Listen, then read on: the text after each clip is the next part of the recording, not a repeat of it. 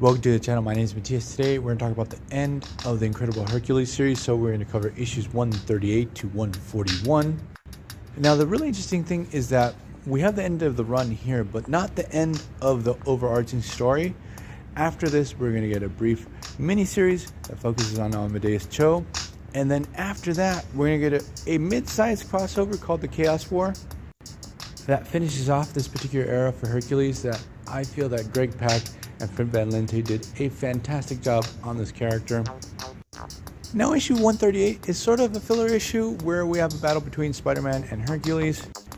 Thankfully, this battle is not product of the classic superhero misunderstanding.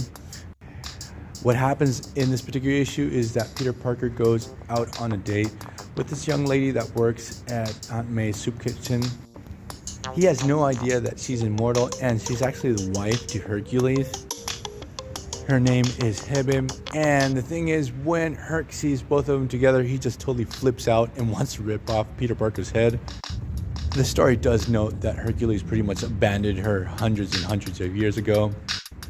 So what happens, obviously, when Herc tries to brutalize Peter Parker, Spider-Man springs into action. And the cool thing is that Herc is too much to handle for Spider-Man, and actually Hebe has to step in and save Spider-Man's life.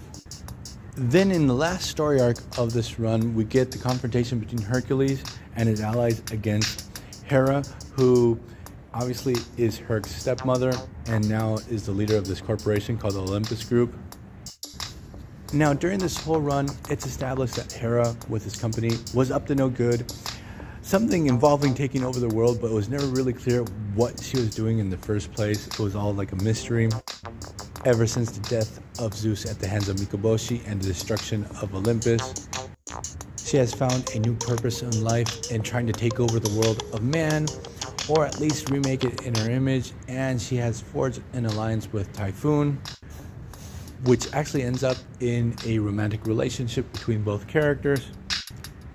So now we discover what Hera's plan was.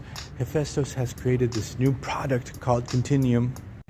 It's actually never really shown what it is in the first place, but the thing is, everyone wants it. There's a frenzy to buy this new product.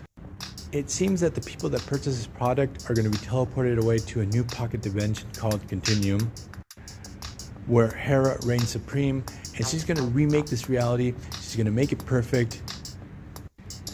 This pocket reality is going to be hidden away nice and safe because it's sort of implied that she knows that Mikoboshi is going to come back and he's going to pretty much wipe out all of the 616 universe. So what happens is Herc, Amadeus Cho, Athena, and the Mighty Avengers all join forces to take down Hera. The thing is, when they go to the company itself, obviously most of its staff are Greek gods. They lock into this really epic battle, but what happens is Herc is able to stop Hera. We get two pretty interesting moments take place during the whole conflict. First, we get a moment with Hera where she discovers that Zeus had come back from the dead as a little boy. Now, even though Zeus was the worst husband ever, Hera really loves him. She actually decides to stop the whole Continuum thing. She actually explains this whole situation of her wanting to take over the world and create this whole pocket reality was just a product of her sadness having lost Zeus in the first place. So what happens is Typhoon does not take this lightly, and he actually kills Hera and Zeus and pushes the plan forward. Then we get this cool moment with Hephaestus, who creates this death trap. He really wants to show that he's smarter than Amadeus Cho.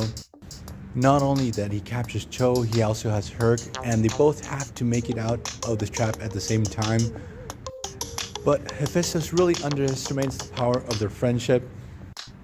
It's not the smarts that Amadeus has to get out of the trap, but the trust that they have, these two friends, that is the key for them to get out alive. And I really have to say about the relationship between Cho and Hercules, it's sort of like the secret sauce of the series. On their own, I don't find any of these two characters too interesting, especially Amadeus Cho is a little bit obnoxious for my taste. But the chemistry and how both of these characters work off each other, it's very well done and leads to some really fantastic stories. So that's why I guess I really love this run in general. So what happens at the end of the story, we get the final showdown between Hercules and Typhoon. Hercules is able to defeat him, but at a very high cost. What happens is he's not able to stop the activation of Continuum itself. He's sort of trapped on the other side. He actually begs Athena to help him to get him out of there. And what she does, she basically just shuts the door and lets the Continuum universe implode onto itself. This seems to be all part of Athena's master plan. During this whole run, you always realize that there was something sketchy about Athena in the first place. There you realize that during this whole series, Hercules was just there to groom Amadeus Cho to become Athena's new champion.